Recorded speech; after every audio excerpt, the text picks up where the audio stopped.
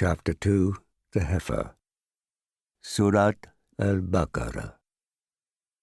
In the name of God, the most gracious, the most merciful.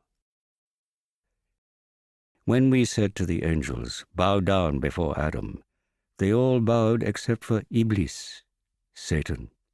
He refused and acted proudly and became an unbeliever. We said, "O Adam, live with your wife in paradise and eat freely from it anywhere you may wish. Yet do not approach this tree, lest you become wrongdoers." But Satan caused them both to slip through this, and thus brought about the loss of their former state.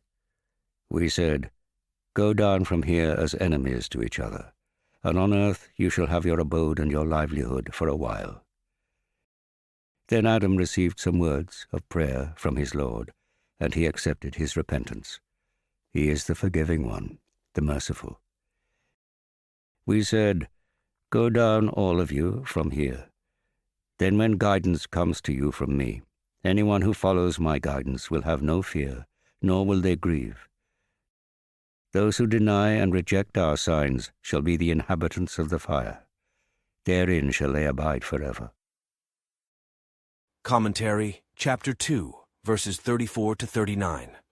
When God made Adam stand up in front of the angels, including Iblis, Satan, and tested them by commanding them to bow down before Adam, he was giving the first man on earth a practical demonstration of the two paths that would be open to his progeny. Either they would follow the example of the angels and bow to God's commandments, even if it meant bowing before someone they held inferior to themselves, or else they would be proud like Satan and refuse to bow to others. This is the test that man faces throughout his entire life. Here on earth, man is constantly faced with two alternative courses of action. He can either follow the course set by the angels and carry out God's commandments by bowing before truth and justice in all that he does, or he can act as Satan did, and letting himself be controlled by arrogance and contempt, refuse to concede the right of others. The practical lesson of the forbidden tree demonstrates how man goes astray by letting himself be deceived by Satan and exceeding the bounds that God has laid down for him. As soon as he eats of the forbidden fruit, he is deprived of God's grace, or in other words, paradise.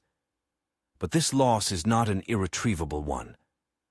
Man still has an opportunity to turn in repentance to his Lord, rectify his actions, and seek forgiveness for his sins. When he turns to the Lord in repentance, God relents towards him and cleanses him of his sins, as if he had never committed them. The preacher of truth is an Adam.